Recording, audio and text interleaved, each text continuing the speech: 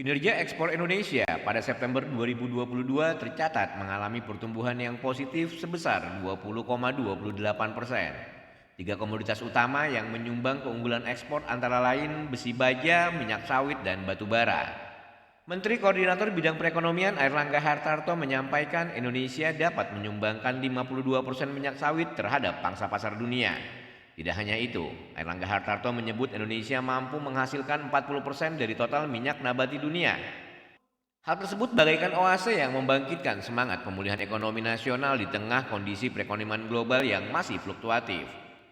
Ia melanjutkan industri sawit di tanah air mempunyai peran penting untuk perekonomian Indonesia. Lebih lanjut, perkebunan kelapa sawit nasional terus berkembang signifikan dengan luas 16,38 juta hektar dan menyerap tenaga kerja lebih dari 17 juta kepala keluarga. Kemudian Airlangga juga menegaskan adanya pengembangan industri hilir yang merupakan upaya strategis untuk meningkatkan nilai tambah industri kelapa sawit. Hal tersebut dilakukan agar tidak hanya terkonsentrasi pada bahan baku, tapi terus didorong ke industri hilir bahkan sampai ke produk akhir.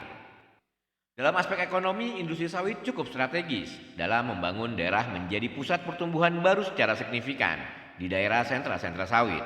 Beberapa daerah sudah dicanangkan menjadi wilayah sentra sawit, yakni Sumatera, Kalimantan, dan Sulawesi. Di samping itu, menurut Airlangga, pemerintah juga akan terus mendorong perkebunan berkelanjutan. Adanya konsep perkebunan berkelanjutan tentu tidak bisa dipisahkan dari inovasi teknologi dan keterampilan SDM yang dapat memanfaatkan teknologi. Menurutnya, penguatan perkebunan dan industri kelapa sawit perlu didukung program penelitian dan pengembangan kelapa sawit dari hulu hingga hilir.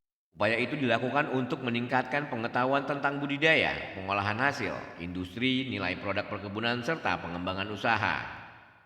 Menko Airlangga menyampaikan pesan kepada pemerintah daerah agar terus mengawal keberlanjutan investasi industri kelapa sawit di Indonesia, sekaligus memberikan kepastian hukum berusaha mendorong pelaksanaan program PSR, menjaga kemitraan perkebunan rakyat dengan perkebunan besar, lalu memfasilitasi penyelesaian masalah yang terkait dengan industri kelapa sawit, serta promosikan industri sawit di daerah agar semakin berkontribusi bagi ekonomi Indonesia.